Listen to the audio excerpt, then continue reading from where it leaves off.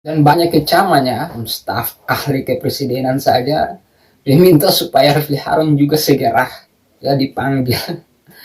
Oke, halo guys, balik lagi bersama M. Hena.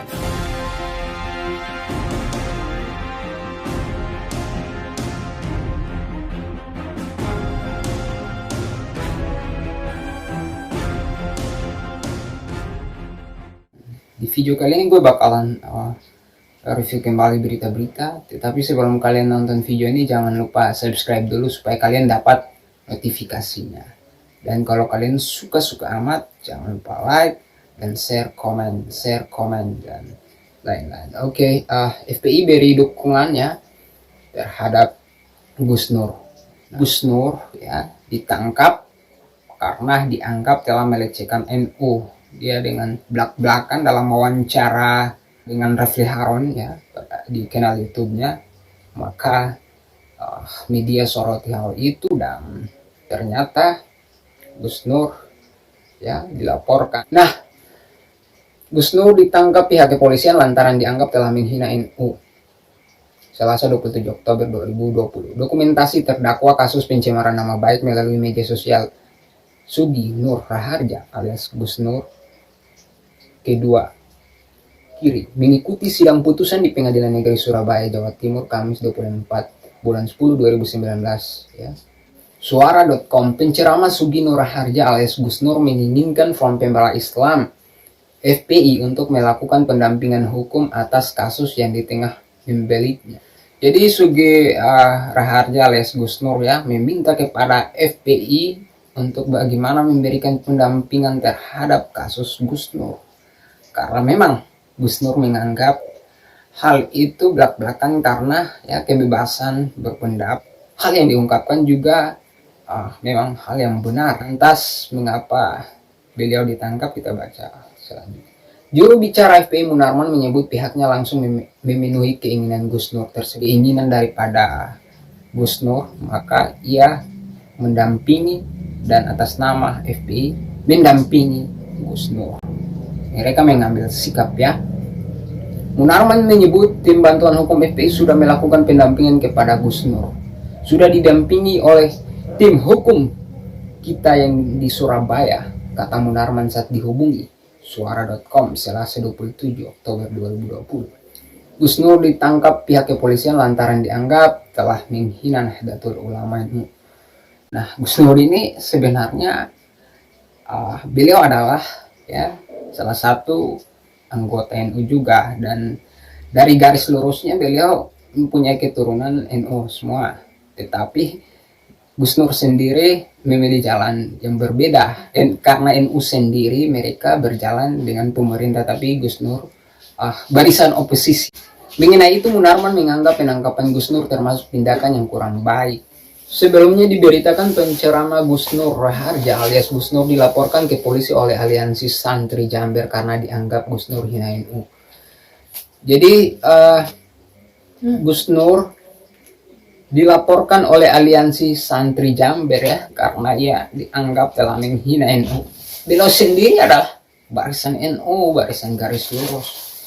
Nah, apa salahnya beliau sebagai barisan oposisi? Pemicu laporan tersebut bermula dari collab Gus Nur lewat saluran YouTube milik ahli hukum tata negara Refli Harun berjudul Setengah Jam bersama Gus Nur, isinya kritik pedas semua. Jadi 1,5 jam bersama Refli Harun itu ya, itu mereka Gus Nur membongkar semua internal NU ya. Kalau kalian nonton videonya di kanal YouTube pakar hukum tata negara itu Refli Harun ibaratkan NU sebagai sebuah kendaraan bus yang sopir dan karnetnya mabuk bin ugal-ugal, liberal dan komunis. Jadi dalam kata-kata ini ya, dalam isi bus itu ya NU liberal dan komunis, karena memang Gus Nur menganggap mereka di barisan ya pemerintahan, maka semuanya barisan liberal dan komunis. Kalau dilihat ya memang harus dibenarkan, dan kalau secara hukum ya kalau saya netral saja ya, karena itu telah mengkritik pedas habis-habisan, maka harus dipertanggungjawabkan sebagai ulama ya. Apapun yang kita katakan, kalau kita anggap benar kita harus bertanggungjawabkan.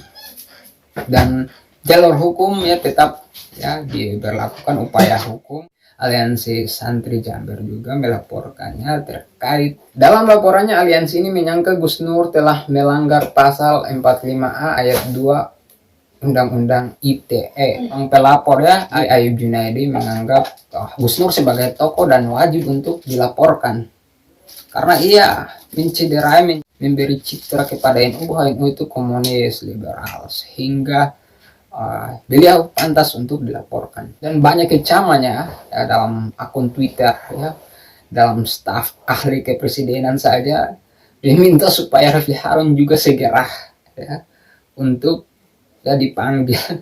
Dalam laporan ya, polisian itu enggak video yang mengedit video ya, dan yang punya kanal YouTube-nya akan segera dipanggil, dan mudah-mudahan mereka bertanggung jawab ya. Refli Harun sebagai pakar hukum juga harus bertanggung jawab. Kapan pedas seperti itu telah menjatuhkan ya harkat martabat NU, tidak semua gitu loh.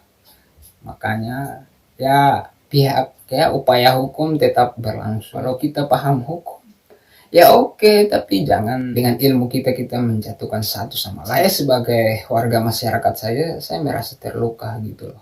Logikanya gini, oh ya saudara yang ada di ya, NU, pasti kita merasa gitu bertabayun itu harusnya melihat daripada sisi manfaat dan mudaratnya. Jangan sampai manfaatnya sedikit dan mudaratnya banyak, itu yang berbahaya bagi keutuhan bangsa Indonesia. Negara hukum ya, walaupun kita negara demokrasi tetapi kita harus ya taat kepada aturan hukum karena kita sejak lahir terikat dengan hukum. Maka apa yang kita lakukan harus berdasarkan hukum. Bahasa ataupun kita akan dilakukan akan dikenakan sanksi, apalagi saat ini sudah ada undang-undang ITE. Maka berhati-hatilah dalam bercakap. Saya selaku masyarakat yang memang netral ya, tidak pro dan kontra, tengah melihat dari sisi baik buruknya, dan kita ambil yang positifnya yang banyak manfaatnya. Oke, demikian, mudah-mudahan channel ini dapat bermanfaat untuk kita sekalian. Wassalamualaikum warahmatullahi wabarakatuh.